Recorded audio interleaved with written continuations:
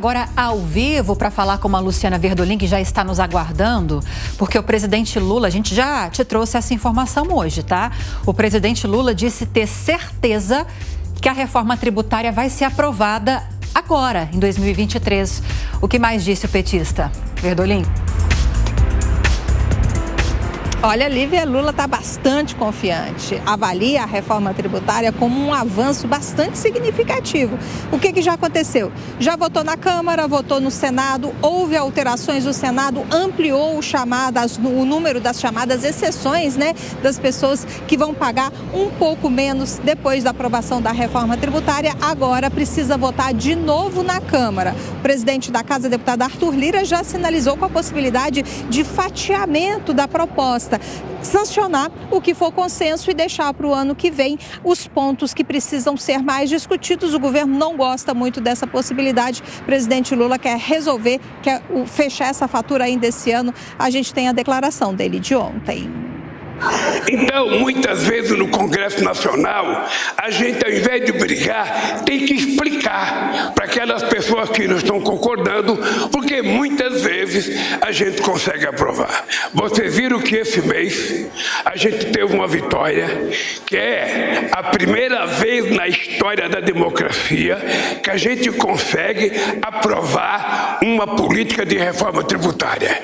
E ela foi aprovada no Senado, votou para a Câmara, eu tenho certeza que vai ser aprovada e nós vamos ter certamente um 2024 com mais trabalho, com mais viagem, com mais discurso. Agora, vale lembrar que mesmo com a aprovação na Câmara da reforma tributária, tem a lei complementar ainda. Vários pontos ficaram para o ano que vem. Vale lembrar também que está tudo atrasado, Lívia. LDO, Lei de Diretrizes Orçamentárias, é preciso começar também a discutir orçamento. Final de ano bastante apertado no Congresso. Põe apertado nisso, né, Verdolim? Depois você volta, tá? Com mais informações para a gente. Um bom trabalho para você. Então vamos falar sobre o assunto com o deputado Reginaldo Lopes, do PT de Minas Gerais. Deputado, muito bom dia e obrigado pela entrevista aqui para a Jovem Pan. Bom dia, eu que agradeço o convite. O deputado, essa expectativa do presidente Lula vai ser atendida de liquidar a fatura na Câmara da reforma até o recesso? Eu acredito que sim, Rafael. Nos próximos 15 dias é possível sim a gente analisar o texto do Senado. Aquilo que não tiver convergência, vamos apresentar emendas supressivas e o restante será promulgado pelo Congresso Nacional e, a partir daí, vamos constituir um grupo de trabalho. Eu acho legal fazer o alinhamento Câmara e Senado e também Governo Federal, para a gente acelerar o envio ou a apresentação das leis complementares para que possamos, de fevereiro de 2024 até mais tardar junho de 2024, votar todas as leis complementares, na verdade, a regulamentação do novo sistema tributário brasileiro e aí, a partir de 26, iniciarmos aí a transição do nosso sistema tributário, que será concluída em 2032. Com certeza, Rafael, nós estamos fazendo a mais ousada reforma estruturante do Estado brasileiro para dar dinamismo, eficiência aos setores produtivos da economia brasileira. Deputado, a aposta, ou pelo menos a esperança ou expectativa do governo é que não haja nenhuma promulgação fatiada da reforma tributária. Quais são as expectativas do senhor, da bancada na Câmara dos Deputados e sobre as leis complementares que ainda virão nos próximos dias ou nos próximos anos? Como estão as expectativas? Então, Lívia, fatiamento é a palavra elegante para dizer que, se não tiver convergência na integralidade do texto que foi aprovado no Senado, o único instrumento regimental são as emendas supressivas. Portanto, a Câmara não alterará mais o texto, porque nós não vamos fazer ping-pong. Chegou a hora, o povo quer, o Brasil precisa, o setor econômico precisa de um novo sistema, a sociedade precisa ser desonerada, o Brasil precisa modernizar com um novo sistema conectado com 95% das outras nações do mundo. Portanto, nós vamos promulgar. E as leis complementares, elas precisam ser aprovadas no ano de 2024, pelo princípio da anuidade, para iniciarmos aí em 2026 a transição. Portanto, o nosso compromisso, o meu compromisso como coordenador da reforma tributária na Câmara dos Deputados, vai fazer esse elemento político com a Câmara, aprovar nos próximos 15 dias, marcar a promulgação dessa emenda constitucional e iniciarmos imediatamente o trabalho para as leis complementares, para que possamos, juntos, Câmara e Senado, concluir toda a votação das leis complementares até o primeiro semestre de 2024. Deputado, alguns colegas do senhor têm falado na necessidade ou no desejo de colocar um teto para o IVA. O senhor acha adequado?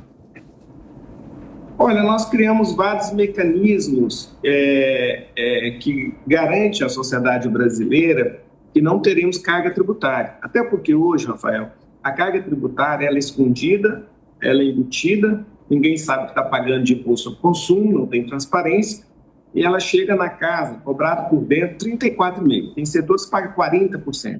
No máximo, a nossa carga tributária será na casa de 27%. Pode ficar em 22 até 27. Vai depender das leis complementares, como que a gente vai calibrar esses regimes diferenciados, regimes específicos. Na verdade, é um ganho. Vai ocorrer a redução da carga tributária no Brasil. Os princípios da neutralidade, nós constitucionalizamos e fomos mais além. Nós determinamos um prazo de 90 dias para ajuste na tributação direta, que é renda e patrimônio, e o aumento na arrecadação de renda e patrimônio. É bom lembrar que o Brasil tributa, comparado com os 38 países da OCDE, a metade em renda e patrimônio que tributa esses países mais ricos. Se o Brasil ajustar renda e patrimônio, todo o aumento dessa arrecadação na tributação direta vai incidir, vai deslocar para a redução da alíquota padrão do imposto do consumo, que é o mais correto. Mas, infelizmente, Rafael Lima, o Brasil fez uma opção histórica de cobrar mais dos mais pobres. Por que mais dos mais pobres? Porque o cidadão que mais paga imposto do consumo são aqueles cidadãos que ganham até 2 salários mínimos, que gastam 100% da sua renda na compra de mercadorias. Às vezes, nem compra serviço. Portanto, o Brasil, quando fez uma opção de cobrar mais no consumo, ele fez um sistema mais regressivo, que infelizmente cobra dos mais pobres. É bom lembrar que o Brasil já tem a maior tributação do mundo em relação aos impostos indiretos ao consumo. A reforma vai tirar o Brasil desse ranking e vai, com certeza, reposicionar o Brasil para uma alíquota mais equilibrada de tributação dos impostos indiretos. Deputado, durante a tramitação da reforma no Senado, nós vimos muitos governadores, principalmente das regiões Sul e Sudeste, reclamarem de benefícios que foram mantidos no contexto da PEC para montadoras, para alguns segmentos, focando lá nas regiões Norte e Nordeste principalmente. E para muitos desses governadores dessas regiões, Sul e Sudeste, aquela guerra fiscal que se tinha como objetivo ser exterminada com a reforma, no fim das contas, vai ser ainda mais evidente. Houve alguma mudança em relação a isso? Há alguma expectativa de que haja alguma mudança no na Câmara dos Deputados agora, uma pressão dos governadores para que isso não avance? Então, Lívia, na verdade, todos os benefícios, todos os incentivos fiscais ou renúncia fiscal, todos foram convalidados num chamado PLP 160 e tem duração até 2032. Portanto, a reforma ela conclui em 2032 porque ninguém sabe calcular o tamanho desses benefícios, nem os governadores que concederam esses benefícios. Então, o que nós fizemos? Nosso marco zero de encerrar os benefícios é 2032. E o que os governadores do Sul e do Sudeste estão debatendo é que, de fato, nesta reforma, prorroga-se os benefícios da região Norte, Nordeste e Centro-Oeste na questão de montadoras. Teve um acordo para ser só para os carros de inovação tecnológica, né? Os carros mais sustentáveis, essa transição híbrida, né? Transição para a eletrificação, mas no final o Senado também incluiu que quem fabrica esses carros também poderão utilizar esses benefícios até 2028 nos carros de combustão. E depois, de 28 a 32, há uma redução de 20% desses benefícios e encerrando tudo em 2032.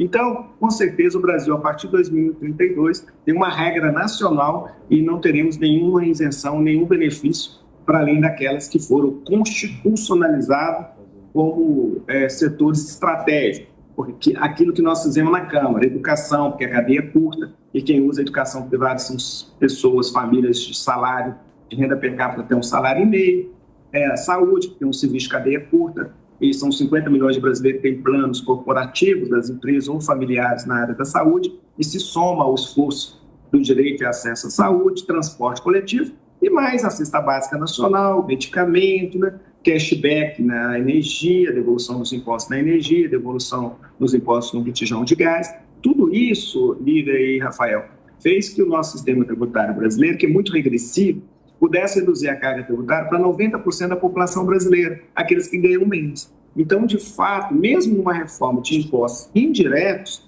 que tem um princípio de neutralidade, tem a mesma carga tributária para todos, nós conseguimos dar uma progressividade, ou seja, cobrar menos de quem ganha menos. Então, eu estou muito convencido que, de fato, nós estamos saindo de um sistema complexo, burocratizado, judicializado, de 460 mil normas, 5.571 legislações municipais, 27 legislações estaduais, cheio de exceções para pessoas, para amigos, para CNPJ, para uma regra nacional, uma agência nacional de arrecadação. Então, estou muito animado.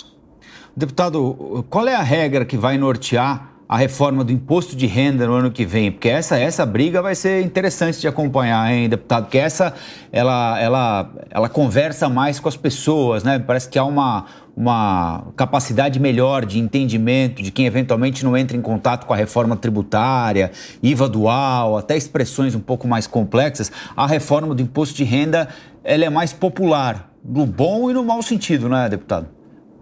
Mas, Rafael, o povo não entende sobre o sistema indireto, sobre o sistema de consumo, porque ele é covarde. Ele cobra escondido, ele cobra embutido. A partir da reforma, vai cobrar por fora. Então, quando você chegar no supermercado, quando você for comprar esse computador, você vai saber o preço do computador e o preço do imposto. E o cidadão vai saber que ele está pagando uma alíquota alta. Então, o cidadão vai ganhar consciência crítica, massa crítica. E isso é fundamental na cidadania, na construção de um país. Então, o cidadão vai compreender agora o sistema que era complexo, ele vai compreender o sistema de tributação sobre o consumo. Como ele compreende muito bem, que você falou muito bem, sobre renda e patrimônio. Ele sabe quanto que ele paga no IPVA, né? Ele sabe fazer o cálculo. Ele sabe quanto que ele cobra, que ele paga no IPTU. Ele também sabe fazer o cálculo. E ele sabe quanto ele paga no imposto de renda. Então, é evidente que quando a gente vai discutir a tributação sobre renda e patrimônio, o cidadão realmente ele participa ali diretamente, porque ele sabe, se você aumentar 2%, ele vai pagar tanto, se aumentar 5%, ele vai pagar X, né? Então, de fato, esse debate ele vai ser muito importante também na segunda etapa, né? Aquilo que eu falei, o que nós aumentarmos de arrecadação sobre renda e patrimônio é como se tivesse ocorrido um deslocamento da incidência da tributação sobre o consumo para renda e patrimônio. Então, esse deslocamento dessa incidência vai permitir, no ano teste de 2026, recalcular a alíquota de referência do imposto sobre o consumo. Então, ela é fundamental que depois da conclusão da reforma sobre o consumo dos impostos indiretos, ocorra, de fato, a reforma ou ajustes, né, pontuais na renda e patrimônio. O governo terá 90 dias, viu, Rafael? Pois não. Pela mudança que o Senado fez, o governo federal terá 90 dias para enviar à Câmara, ao Congresso Nacional, as suas proposições sobre renda e patrimônio e também folha de pagamento.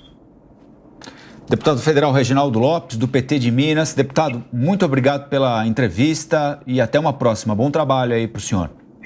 Obrigado, Rafael. Obrigado, Lívia. Um bom dia para todos da Jovem Pan. Muito obrigado pelo convite. Bom dia. Bom dia.